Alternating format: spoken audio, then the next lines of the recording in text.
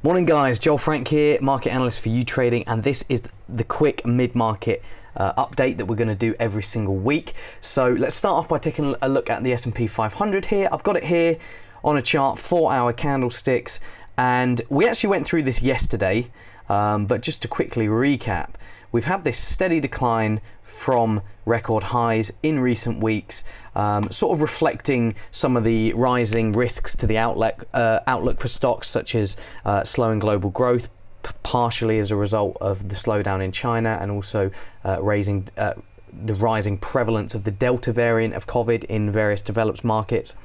And also some investors have been taking profit on their long-held long stock positions in anticipation of the fact that a lot of the most important central banks in the world, like the Fed and other developed developed market central banks, and a bunch of EM central banks, all moving towards removing stimulus. Obviously, we've got the Fed today. We'll talk about that a bit more in a second.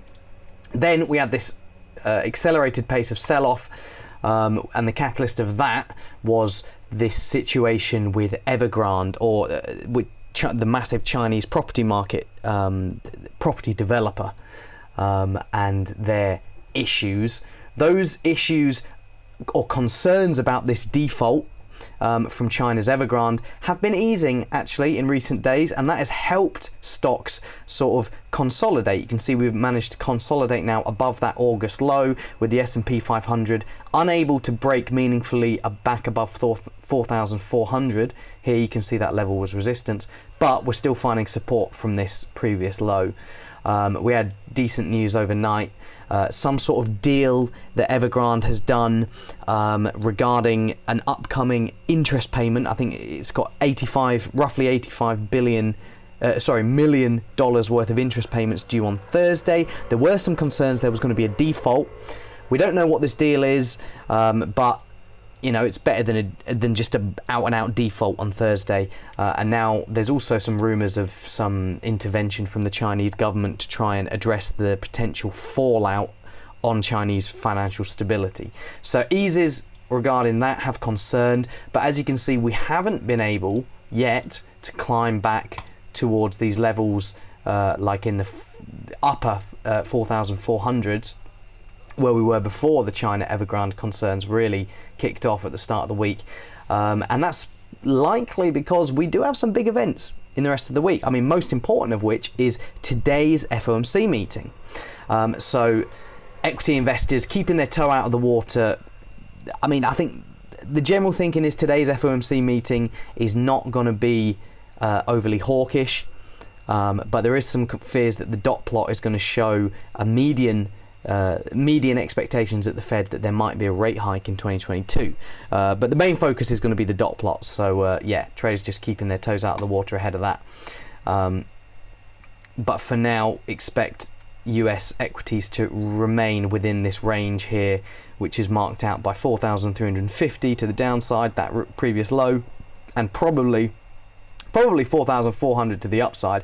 But if by some chance we did break that, well then you'd be looking at this 50 DMA here, which is around 4,440, and that coincides with those recent lows. And then obviously post FOMC, if it's really dovish, well then you could be in for a break above the 50 DMA, and perhaps even on towards the 21 DMA, and definitely testing this recent, just this area of resistance here, the downtrend 50 DMA recent low. That's what you could be looking at in a dovish scenario. Moving on quickly to look at the rest of the current the asset classes then.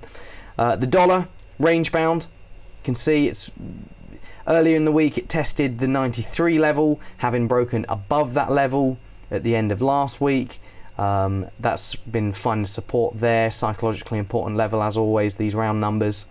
To the upside, 93.50 or just below it. That's the high from last week. Or actually that's the high from the start of this week. We're going to continue to be in this range until the FOMC. And then obviously with the FOMC, if it doesn't come in as markets expect, then we could see a bit of a breakout. moving on to crude oil. Crude oil is a little bit more focused on crude oil specific factors.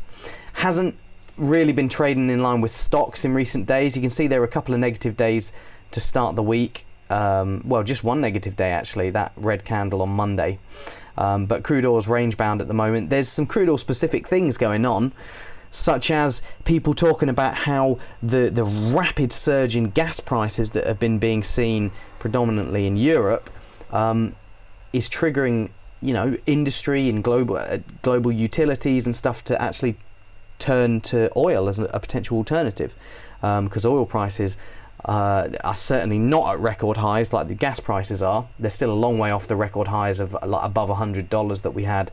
When did we even have them? I think maybe it was back in 2011 or sometime after the crisis. But that's allegedly underpinning crude oil. So yeah, that's something to keep an eye on for crude oil. Technically speaking, we did break above this downtrend, which had 1, 2, 3 touches that actually had been going since the beginning of July. We broke above that. When did we break above that? Yeah, start of last week. So some technical buying, also probably supportive. And as actually you can see here, if I zoom in a little bit, the 50 DMAs there in green and the 21 DMAs there in orange.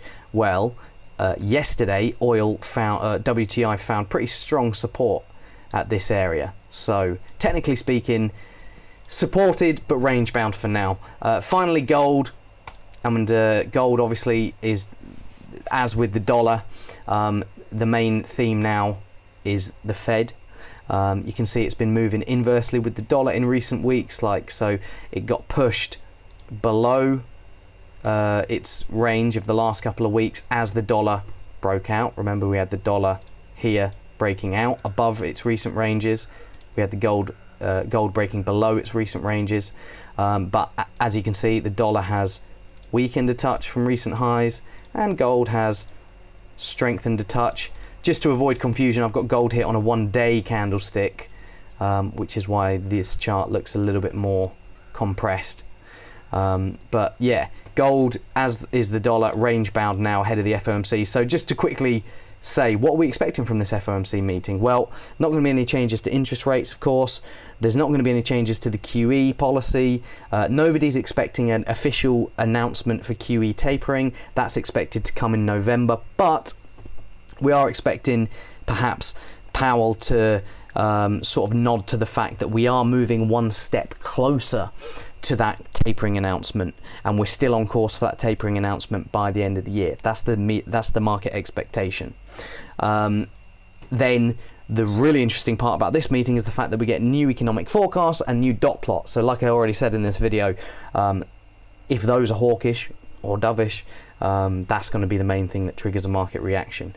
And of course, if we do get dovish dots and dovish, well, we're not going to get dovish forecasts, but if we do get dovish dots, we could see gold push back into this 1,780 to 1,830 range that prevailed. Well, it's been a decent range, hasn't it, for the last couple of months. We've broken out a few times, but it's definitely a range to watch.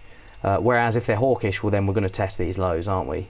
And perhaps even break out and start heading back towards the yearly lows, which are under 1,700, that you can see double low set back in March, and then we nearly tested it in August. But yeah, guys, hope you enjoyed the video, and I'll see you all in the next one.